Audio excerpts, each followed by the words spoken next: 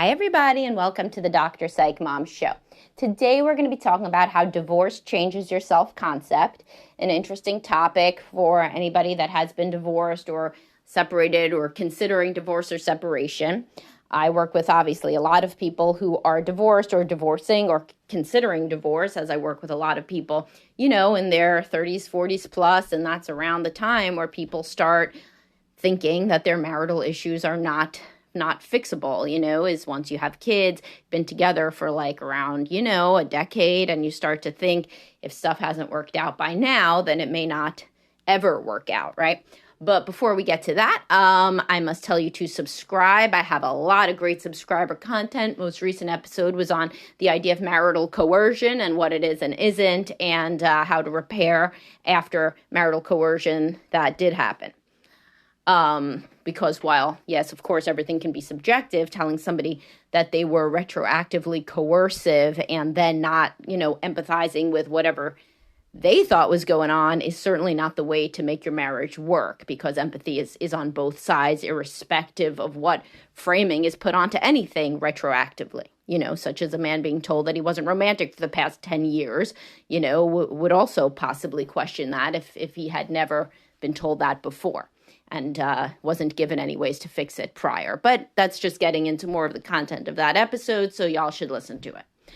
So anyway, the key variable, the key change, rather, in a divorced person's self-concept and their identity versus somebody who has not been divorced is that that you've made a bad mistake, right? And you really can't overstate how much this changes everything. Because so many people, almost all people, go through life trying to maintain an image that is, good in some way, where other people respect them and think that they make good choices and, that they can tell themselves that they try their best and they have generally overall had a good life and never, necessarily are they confronted with evidence that they have made a bad choice. Of course, until your kids get older and teenage years, then most people feel like they fuck some things up because, your kids at that point don't behave in the ways that you may have thought you trained them to behave or whatever. But at least people in their 40s, let's say, who are and aren't divorced are kind of different, because people have had marital issues, but if they've not gotten divorced, many people think that their marriage is great. Like people looking in say, oh, the Smiths, they're a good couple. And so Mr. and Mrs. Smith may be completely miserable, but they are usually tied in some way to the idea that at least some people think that they're a good couple. And overall, nobody can say about them that they have made any explicit glaring life mistakes. Nobody thinks like this. People don't say, oh, yes, another day that nobody thinks I've made a specific glaring life mistake, but it's a real basic part of your self-concept to try to save face, for humans and to try to have other people think about you positively. And when you've gotten divorced, you've made a mistake. You truly have.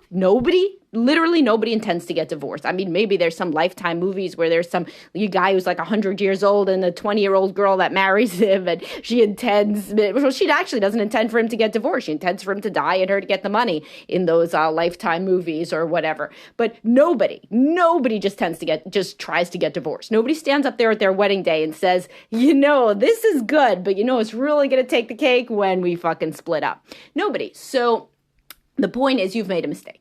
Now, certainly, for those of us who have been divorced and have children, you don't think the children are a mistake. You're, in fact, like when, in my group, my Facebook group that y'all should definitely join if you like to listen to me talk, because we all talk about similar topics.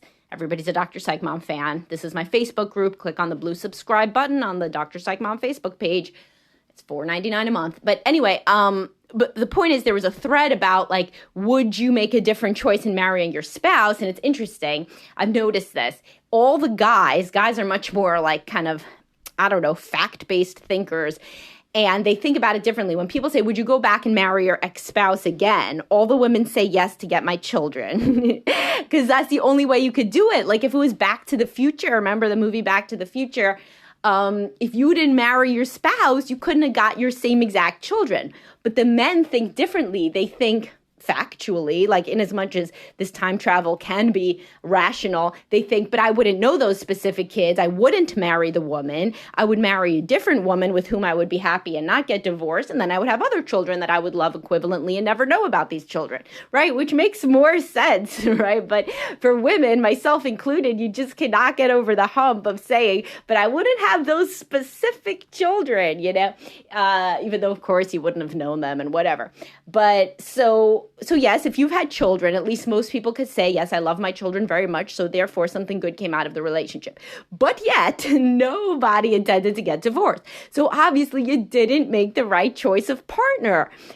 Or you made a lot of fuck ups along the way of the marriage, which led to the divorce. Both usually. Compatibility issues were a problem at the beginning that you shoved under the rug, as we discuss in so many podcast episodes about why you would do that and who you're drawn to and imago theory and, drawn to somebody that you would want to change in ways you could never change your caregiver, et cetera, et cetera. And then also you fucked up along the way because you fought too much or you didn't bring up issues or you didn't focus on the marriage or whatever the case may be, right? So at some point, if you got divorced, if you're a divorced person, you fucked up. And not only that, everybody knows you fucked up. So you can no longer try to be infallible and you can no longer act like every decision you made is good or that your advice necessarily would be great for everybody to listen to or anything. And you know what? For most people that I work with, and decidedly this is a sample of people who pursue therapy and therefore are more introspective than average, right? I'm more open-minded because especially if they come to see me in therapy, they definitely know they're going to get feedback. So these are people who not only pick therapy, but also pick me. But these people, and also myself personally, as I've been divorced, it can be liberating, right? You no longer have to pretend that you're perfect. So you could really try anything. You could try so many different things in your life because you don't have to worry what people will think. So personally, right? So I got divorced, 38 maybe? And yeah, man, I don't even remember. All right, around 38, right? I think 37, remarried at 39, whatever. There was a year in between, 38, 39, something. I looked down, I got married because I have a tattoo on my wrist. I was remarried on March 15th, 2020. So it would have been 19 that I got divorced. And so anyway, so for me, previous to that, in my earlier 30s, when I had younger children, etc., I had thought at some point, I no longer want to do this, about dyeing my hair some crazy color, like pink or something. Because my daughter liked pink hair. She was a very little girl.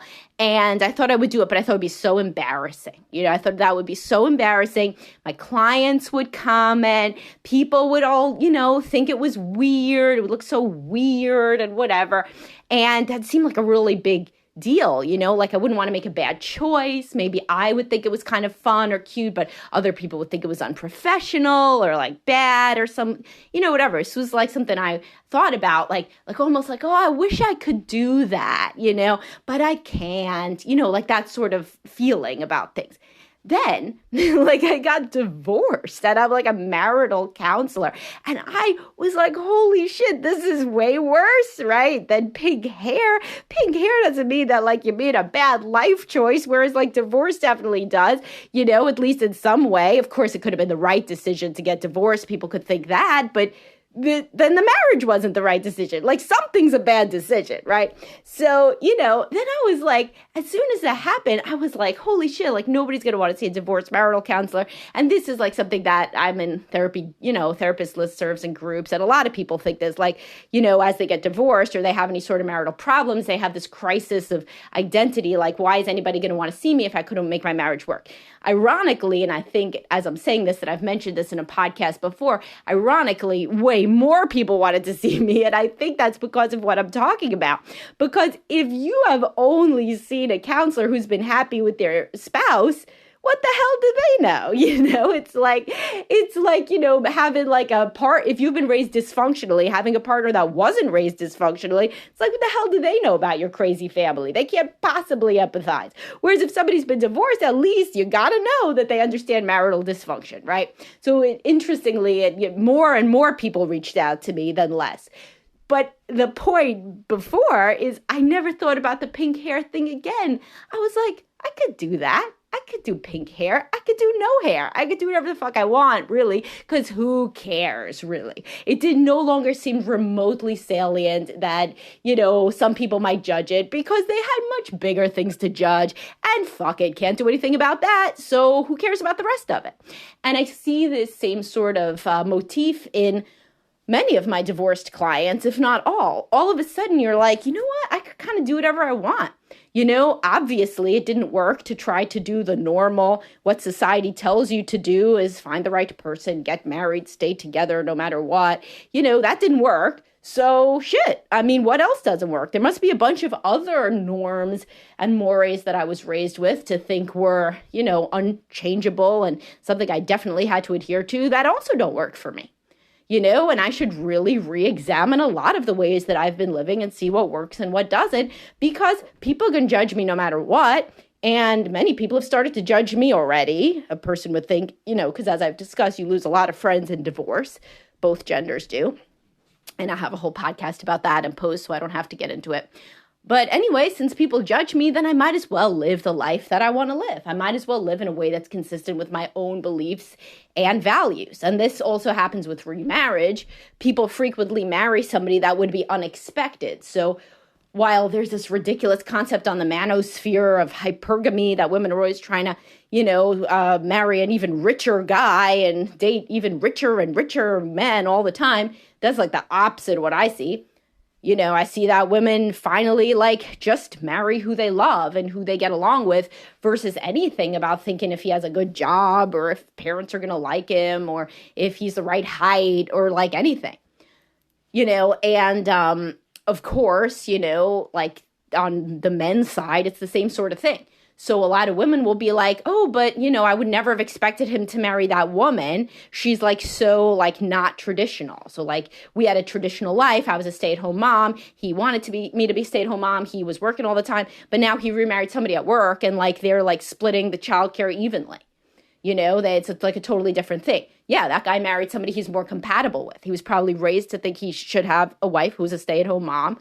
And in fact, he gets along with somebody totally different. And he's allowing himself to do that, to just marry who he wants to marry now versus what he thinks he's supposed to do.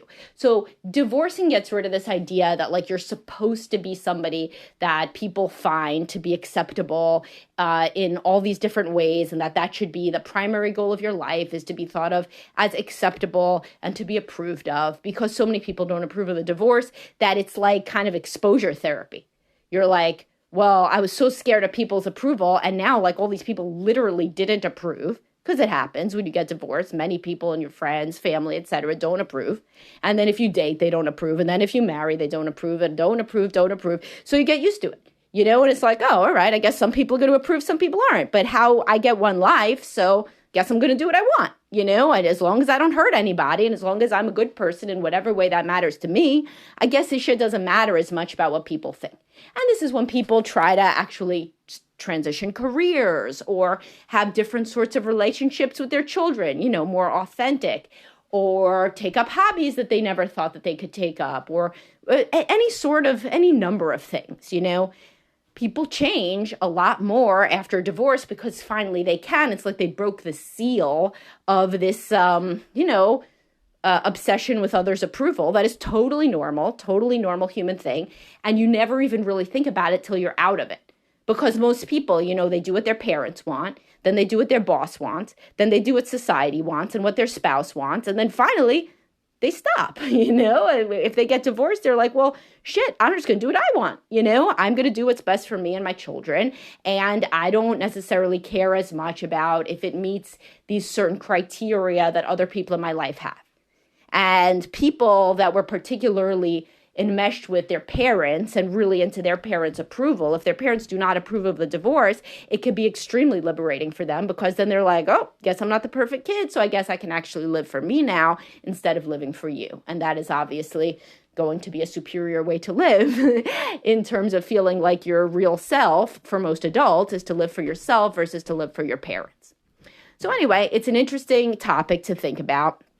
And that's why when people are divorced, they become friends with other people who are divorced.